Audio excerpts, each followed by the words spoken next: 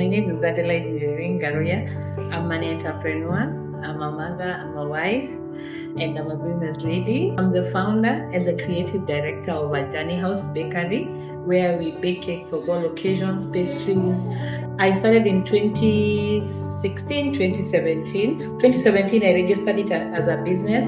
2016 now is when I realized it's something I can do. And you know, when you're in the house, you start slowly, but surely I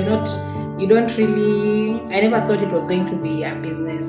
How I started the bakery business, I started it at home. I was baking at home, and I remember my mother-in-law was very ill. My late mom-in-law was very ill, and she really loved sweet things and wheat. So I used to make small things, and she used to love them, and they never used to react with her. What really inspired me so much also to run Ajani House Bakery was to create employment. That's why I call myself an impact, a purposeful entrepreneur.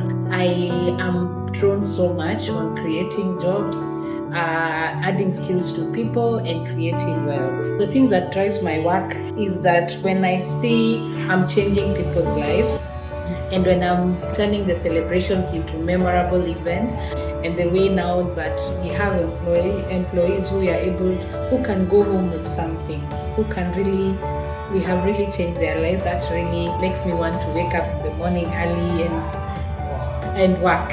I started now making cakes. Now my house started looking like a workshop. I remember the first cake, someone asked me how much, and I did not know how much to charge the cake, and I just came up with a figure. And now from one cake to now, I don't know how many, over now 14,000 cakes from then. Initially, I was in the house, and what made me move from the house now to a shop was that my house now became a workshop. The TV area was filled with cakes. Everywhere you go was either icing sugar, flour. Everything was like, you could just know this is a house for a baker, because now orders were now becoming many.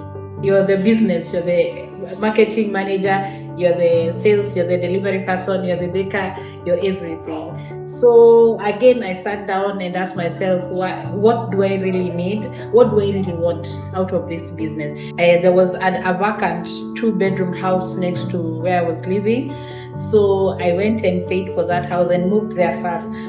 You know, you are in this comfort where you're not paying rent, you're not paying electricity bills, you're not paying anything. So you can imagine now I have to start working as a business and now go and pay rent, pay electricity. So there was that fear of, what if I don't get orders? What if I don't get enough clients to pay for their bills? What if? I remember I only stayed there for 7 months. I've never forgotten. 7 months, it was already too small. I had now to move to now an outside shop, because now the demands were high. Customers wanted to come and see where I am. The 2-bedroom house was now small, it could not fit us.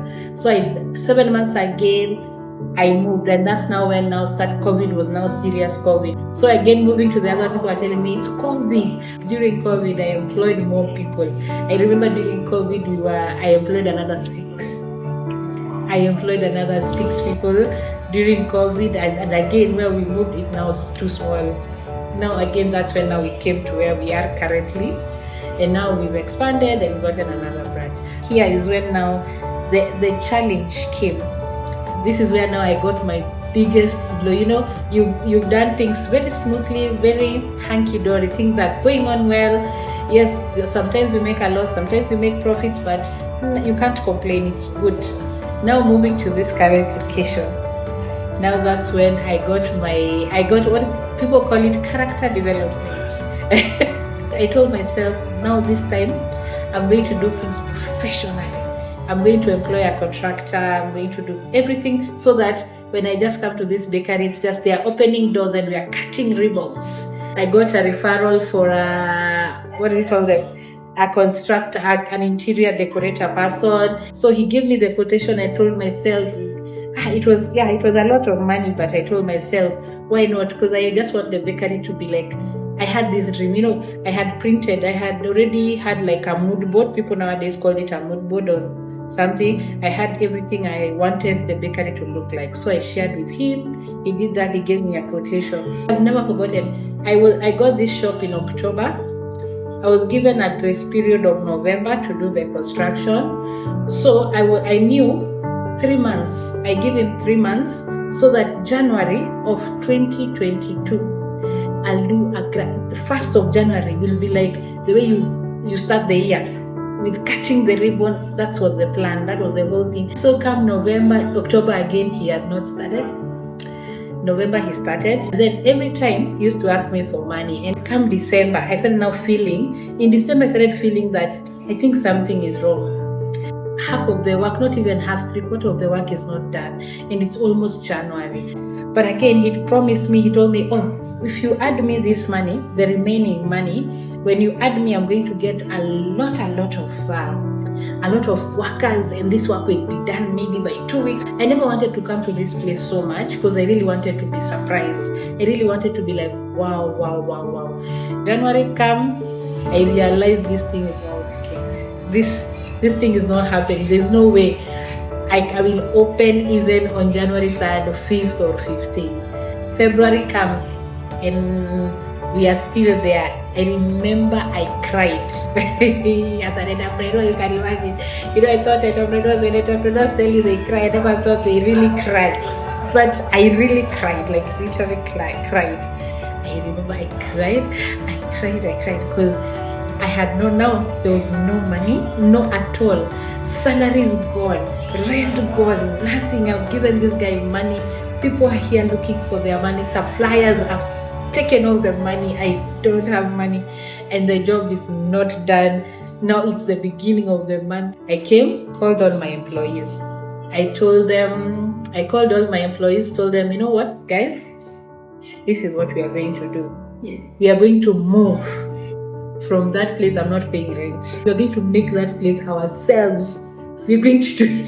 So I'm like, okay. That was the time I think my patience, my resilience, everything was tested, because you can imagine you have employed people, you don't have enough fees. When people come in, I used to take them to outside to take their orders outside. I had to put a bench outside here at the back and take orders there. Now we started putting shelves. 6 months down the line, we opened.